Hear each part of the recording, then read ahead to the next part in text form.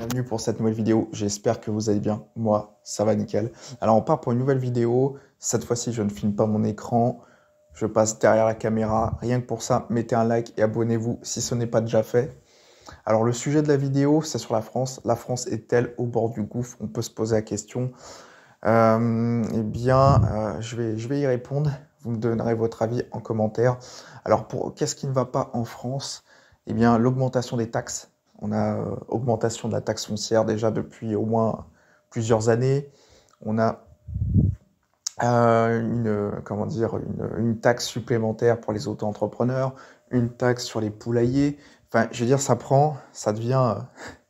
on a des taxes sur des taxes qui elles-mêmes sont taxées. On a quand même sur le gasoil, on a sur l'électricité, les prix de l'électricité augmentent.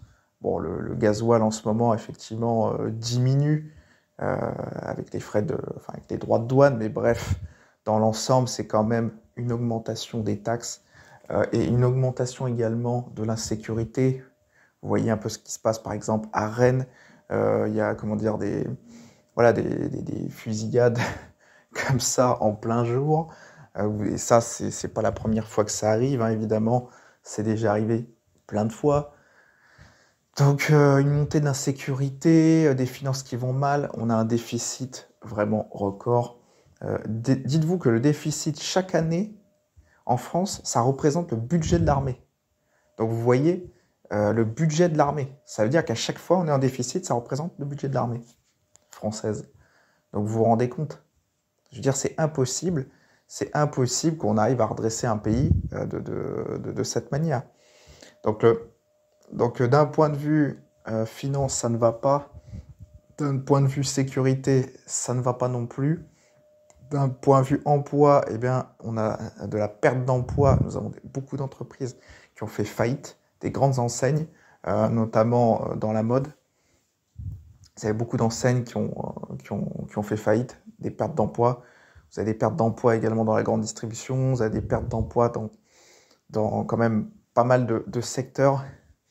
Donc ça veut dire vous avez une augmentation du chômage. Alors après, vous pouvez me dire, oui, on prend les chiffres du chômage. Oui, enfin bon, les chiffres du chômage, vous savez, ils ont fait une réforme chômage. Ils ont fait une réforme. Donc dans cette réforme, en retirant 6 mois d'indemnité, eh bien, c'est des gens qui sortent du chômage. Mais c'est pas parce qu'ils sortent du chômage qu'ils ne sont pas au chômage. Enfin, je veux dire, les chiffres, on leur fait dire ce qu'on veut, si vous voulez. Mais en tout cas, ce qui est un fait, c'est que si vous avez des entreprises qui font faillite, c'est forcément moins d'emplois. On persécute également les auto-entrepreneurs, alors qu'eux, ils cherchent à créer leur propre emploi. Donc, il y a quand même plusieurs blocages. Les droits de douane également vont nous impacter. Donc, ça aussi, ça va avoir un véritable impact.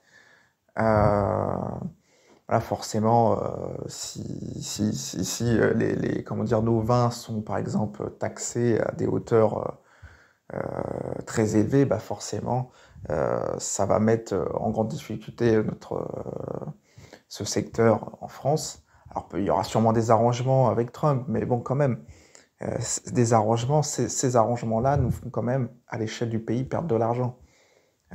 Donc un déficit, et puis en matière de santé, bah, quand vous allez à l'hôpital ou quand vous voyez bien que les temps d'attente sont assez longs, vous voyez bien également qu'il y a un manque de médecins en campagne. C'est de plus en plus flagrant. Nos médecins commencent à être quand même très âgés.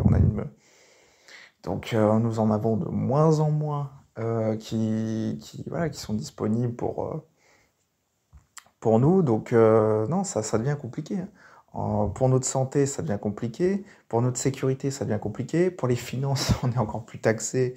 Il nous reste de moins en moins à la fin du mois. Donc, non, c'est de tous les côtés. Est-ce qu'on est au bord du gouffre? Eh ben, j'ai envie de vous dire oui, parce que là, ça fait quand même quelques mois où ils ont parlé de l'épargne qui viendrait couvrir si jamais la France n'a pas les moyens. Enfin, si personne n'accepte de prêter à la France de l'argent, eh bien, pour couvrir cela, eh bien, ils envisagent de ponctionner l'épargne des Français, donc ce qui est sur vos comptes bancaires, ce qui est sur nos comptes bancaires, pour pallier la dette de la France. Donc vous voyez à quel point nous en sommes, quoi. Et ça, dites-vous bien que ça, c'est la prochaine étape. Et c'est pas quelque chose qui va arriver dans 10 ans, 5 ans. Non, non, non, ça va arriver d'ici quelques mois, peut-être un an. On a également l'euro numérique qui arrive. Donc c'est... Enfin, ce que je voulais dire, c'est que ça sent que 2025 est un tournant, une année vraiment de changement majeur. Et c'est vraiment une année qui va... Enfin, 2025, c'est vraiment une année de changement. Peut-être même le début 2026. Là, on est en train de basculer et de s'engouffrer. Ben voilà, d'aller très bas, vraiment dans les abysses. Donc, non, franchement, c'est très inquiétant. Je vois pas ce qui peut être très rassurant dans ce pays. Ce qui va bien, c'est vrai que mettez-moi en commentaire comment vous le vivez. Qu'est-ce qui va bien en France selon vous? Qu'est-ce qui va mal? Écrivez tout ça en commentaire. Et puis je vous dis ciao ciao pour une nouvelle vidéo.